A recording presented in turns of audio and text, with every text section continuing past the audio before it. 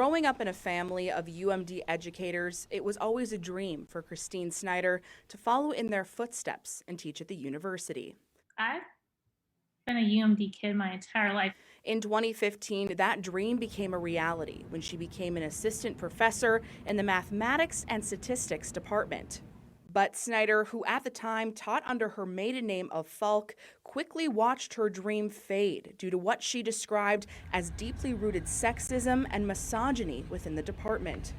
During her 3 years at UMD, Snyder claimed she was consistently harassed and degraded by her tenured male coworkers.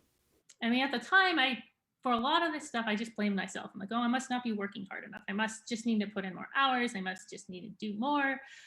And the reality is it doesn't matter if you do more, if it's not listened to, if it's not respected, if it's not being taken into consideration. Despite what she called her attempts at creating change, she ultimately decided to put her dream aside and leave UMD in 2018.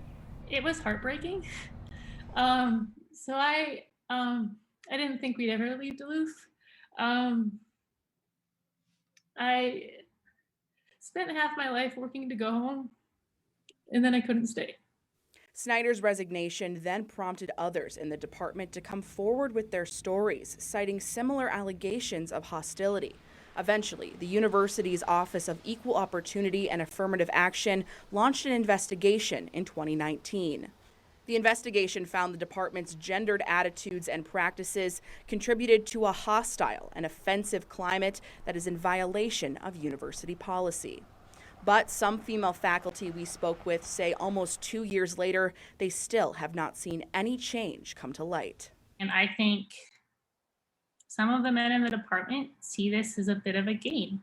Dr. Tracy Bibelnix, associate professor in the Math and Stats department, on March 24th said she will resign from her position this spring after 7 years. In her resignation letter, she refers to what she called, quote, a complete and utter disregard for accountability and responsive action by the university following the 2019 report. I have seen no data-driven evidence or any evidence of any kind that the culture or the environment has changed. I have suffered harm to my family, to my personal life, to my professional career, and I can't do it anymore. Dr. Bibelnix's resignation encouraged others to come forward with their stories. One woman submitting an anonymous statement commenting on the lasting damage from the harassment, saying, quote, I continue to report hostile and offensive incidents. Snyder hopes no other women have to feel this way. Do you feel like if change doesn't happen, there will be more cases like you and Tracy of women leaving the department? Could you see that in the future? Yes, I can absolutely see that in the future. I would be shocked if more women don't leave. And more than just faculty have been impacted. UMD student Kari Olson says she's concerned for her education and formed a club aiming to hold the university accountable. I challenge the university to go farther and evaluate this progress. There are metrics to evaluate climate. Let's get some data.